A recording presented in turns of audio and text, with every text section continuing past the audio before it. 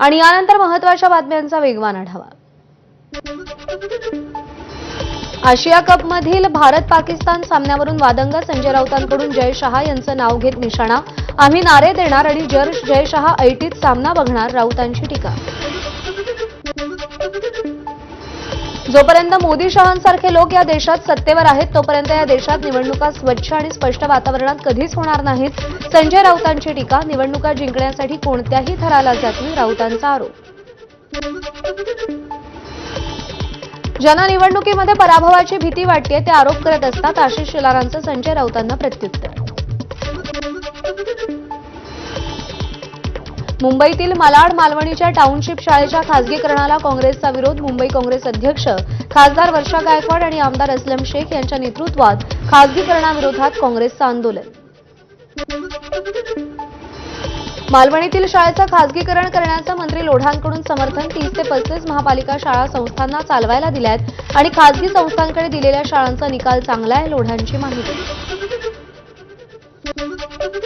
मुंबई महापालिकेच्या भ्रष्टाचाराचं आणखी एक उदाहरण म्हणजे ही शाळा, खासदार वर्षा गायकवाडांचा आरोप। पालकांना स्थानिकांना आंदोलनात सहभागी होण्याचं काँग्रेसचं आवाहन। उद्योगमंत्री उदय सामंतांनी शरद पवारांची भेट घेतली। अखिल भारतीय नाट्य परिषद संस्थेच्या बैठकीसंदर्भात भेट होती, यात कोणतीही राजकीय बाब नाही, सामंतांची प्रतिक्रिया। अमित ठाकरेंनी आशिष शेलारांची भेट घेतली। गणेशोत्सव काळात शाळा कॉलेजांच्या परीक्षा पुढे ढकलल्या, या मागणीसाठी भेट झाल्याची अमित ठाकरेंची प्रतिक्रिया। आशिष शेलार अमित ठाकरेंमध्ये स्वतंत्र बैठक। राज ठाकरे आणि शेलार हे जुने मित्र, त्यांच्यात दुरावा कधीच नव्हता। बैठकीनंतर अमित ठाकरेंचं वक्तव्य, त्यामुळे दोन्ही नेत्यांच्या मैत्रीचं पुन्हा पॅचअप झाल्याची चर्चा। गणेशोत्सवात पुन्हा ठाकरे बंधूंच्या भेटीची शक्यता। गणेशोत्सवाचं उद्धव ठाकरेंना निमंत्रणाचं सरप्राईज, अमित ठाकरेंचं वक्तव्य। विदर्भाचा ऐतिहासिक आणि सांस्कृतिक वैभव म्हणून ओळखला जाणारा मारबत उत्सव, काळी आणि पिवळी मारबतची मिरवणूक काढण्याची परंपरा।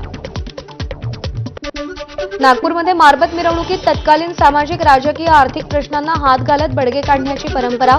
मारबत उत्सव मिरवणुकीमध्ये ट्रम्प यांनी भारतावर लावलेल्या आयात शुल्काचा विरोध दर्शवणारा बडगा। अहिल्यानगरच्या शनी शिंगणापूरमध्ये लाखो भाविकांची गर्दी। श्रावण महिन्यातील शेवटचा दिवस आणि अमावस्येचा दुर्मिळ योग। नितेश राणेंनी गणेशोत्सवानिमित्त मुंबई ते कोकणाला जाणाऱ्या मोदी एक्सप्रेसला हिरवा झेंडा दाखवला। चाकरमान्यांसाठी मंत्री नितेश राणे यांनी नेहमीप्रमाणे मोफत ट्रेनची सुविधा उपलब्ध करून दिली आहे। सिंधुदुर्गच्या कणकवली पोलीस निरीक्षक अतुल जाधव यांचं निलंबन। नितेश राणेंनी कणकवलीतील मटका बुकीवर धाड टाकल्यानंतर कारवाई। कोल्हापुरातल्या सिद्धार्थनगर कमानीजवळ 2 गटात तुफान राडा। बॅनर लावण्याच्या वादातून 2 गटांची एकमेकांवर दगडफेक करत गाड्यांची तोडफोड। सर्किट बेंचपासून हाकेच्या अंतरावर हा राडा झालाय।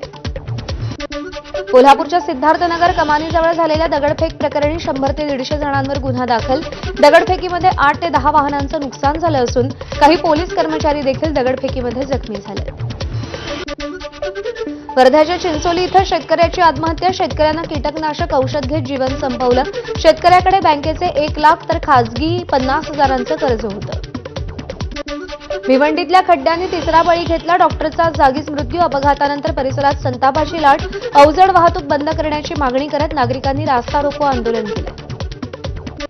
रायगडच्या कर्जत शहरातील मुख्य रस्त्यांची दुरावस्था। रस्त्यावर खड्ड्यांचं साम्राज्य। खड्ड्यातून वाहन चालकांची तारेवरची कसरत।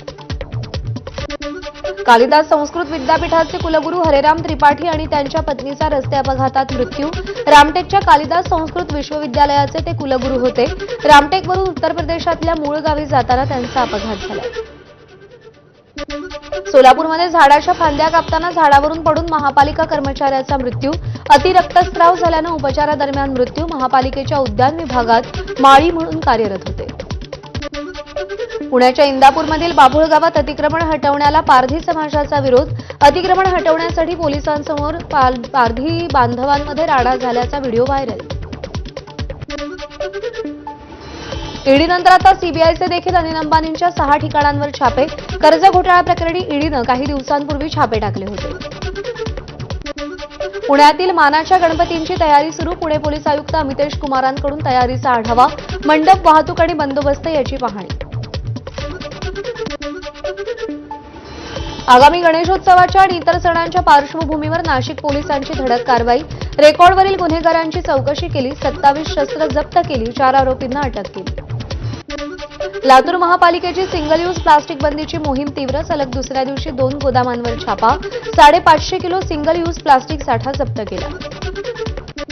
2 वर्षात जत तालुक्यातील दुष्काळ पूर्णतः हटलेला दिसेल. आमदार गोपीचंद पडळकर यांनी विश्वास व्यक्त केला. दहीहंडी उत्सवानिमित्त आयोजित केलेल्या कार्यक्रमात ते बोलत होते. शेतकरी कर्जमाफीवरून दैनिक सामनातून सरकार आणि मंत्र्यांना चिमटे. मंत्र्यांची घोटाळ्याची फाईल नशीबवान, कर्जमाफीची फाईल कम नशिबी. धनंजय मुंडेंच्या घोटाळ्याची फाईल गायब झाल्यावरून टीका. भुईमुगाच्या रोपट्याला शेंगा खाली असतात की वर हे देखील माहीत नसलेले शेतकऱ्यांच्या व्यथा मांडतायत. भाजप नेते केशव उपाध्यायांचा संजय राऊतांवर पलटवार. तर सर्वाधिक शेतकरी आत्महत्या शरद पवार कृषी मंत्री असताना झाल्या. उपाध्यायांची टीका. ऑगस्ट महिन्यात अतिवृष्टी आणि पूरसदृश परिस्थितीनं सोलापुरातील 41,000 हेक्टरवरच्या पिकांचं नुकसान. जिल्ह्यात नुकसानाचे प्रत्यक्ष पंचनामे करण्यासही सुरुवात. शेतकऱ्यांनी आता नुकसानाची सवय लावून घ्यावी. केंद्रीय कृषी मूल्य आयोगाचे अध्यक्ष पाशा पटेल यांचा शेतकऱ्यांना सल्ला. सरकार नुकसान भरपाई देऊ शकत नाही. पटेल यांचं वक्तव्य. नंदुरबार शहर आणि परिसरामध्ये सलग तिसऱ्या दिवशी पावसाची हजेरी. पावसामुळे शेती पिकांना मोठा फायदा, तर धरणाच्या पाणीसाठ्यातही वाढ. बारामतीत पुरंदर किल्ल्यावर जाणाऱ्या रस्त्यावर दरड कोसळली. संततधार पावसामुळे जमिनीची पकड सैल झाल्यानं कोसळली. रस्त्यावरती मोठ्या प्रमाणात चिखलाचं साम्राज्य. परभणीच्या बोरीमध्ये चड्डी गँगचा धुमाकूळ. 3 ते 4 लाखांचा ऐवज लंपास केला. 6 ते 7 जणांची गँग सीसीटीव्हीत कैद. लातूरमध्ये चोरी आणि घरफोडीच्या प्रकरणातील तिघांना अटक. 15,82,000चा मुद्देमाल जप्त. स्थानिक गुन्हे शाखेची कारवाई. अप्पर पोलीस अधीक्षक मंगेश चव्हाण यांची माहिती. भंडाऱ्यातल्या बंधाऱ्यात वाहून गेलेल्या तरुण शेतकऱ्याचा मृतदेह 2 किलोमीटर अंतरावर सापडला. शेतातील पाळीव जनावरं आणण्याकरता बंधारा ओलांडून जात असताना पाण्याच्या प्रवाहात तरुण वाहून गेला होता.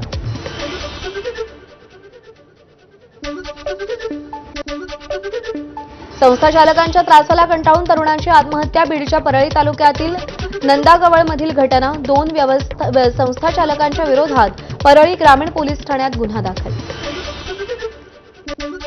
भंडाऱ्यामध्ये प्रेमाच्या जाळ्यात ओढून अल्पवयीन मुलीवर अत्याचार. मुलगी गर्भवती राहिल्यानं प्रकरण उघडकीस आलं. आरोपी तरुणाला अटक. गोंदियाच्या खजरी इथं झालेल्या महिलेच्या हत्या प्रकरणाचा कट उघड. आधी आईची हत्या, नंतर 7 महिन्याच्या बाळाची विक्री केली. आरोपी आणि मृत महिलेचे प्रेमसंबंध होते.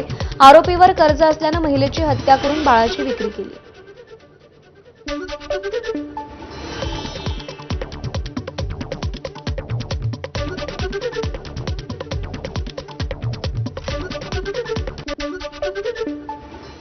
विदर्भाचा ऐतिहासिक आणि सांस्कृतिक वैभव म्हणून ओळखला जाणारा